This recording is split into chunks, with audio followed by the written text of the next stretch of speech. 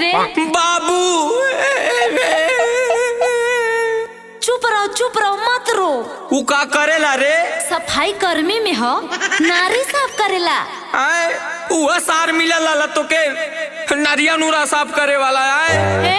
हमारे भतारे कुछ कहिए जिन। बाबू सार हमारे मालिक के ले जाइए, मारब सर उठे उनवा फाट जाई तुरंत उनकर।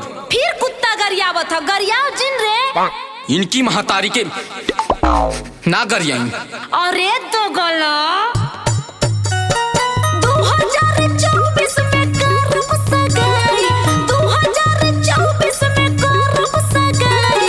डोलिया हमार तो भतार लेके जाई, डोलिया हमार तो भतार लेके जाई।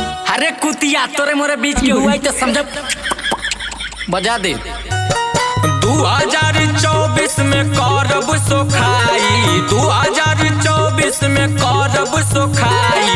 तोहरे भतारे पभूत करवाई, तोहरे भतारे पभूत हकवाई। अरे कुत्ता ते भूत करबे तो मैं मिलान करवा देबो। बाबू बाबू हट हट हट, अब कहिए मत अपने गंदा मुंह से हमके बाबू। हाँ जब कुतियवन के तरफ से चाटत रहलू तब नीक लगत रहा ना।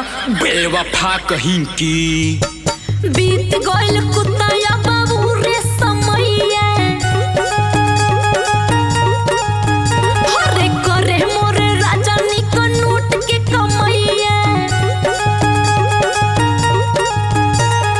खुश नहीं रह पाई तोहर भतार हो, एने ओने देखबू जाके दूसरे दुआर हो।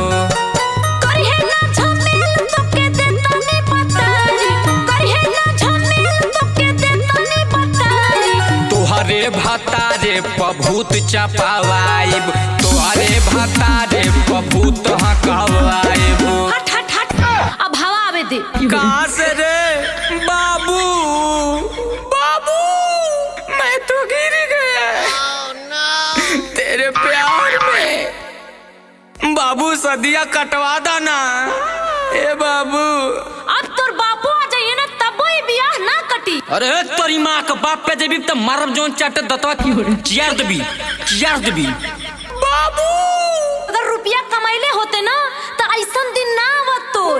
अच्छा तो कुल पैसा का खेल है। ओहो कैले रहता बाबू जदी पैसा के कमाई। हरे डोली हमार के हो दूसर ना ले जाई।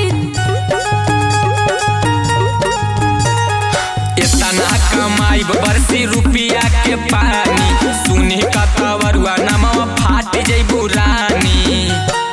अपना दोबारा तोहरे लगे कमाई, अपना दोबारा तोहरे लगे कमाई।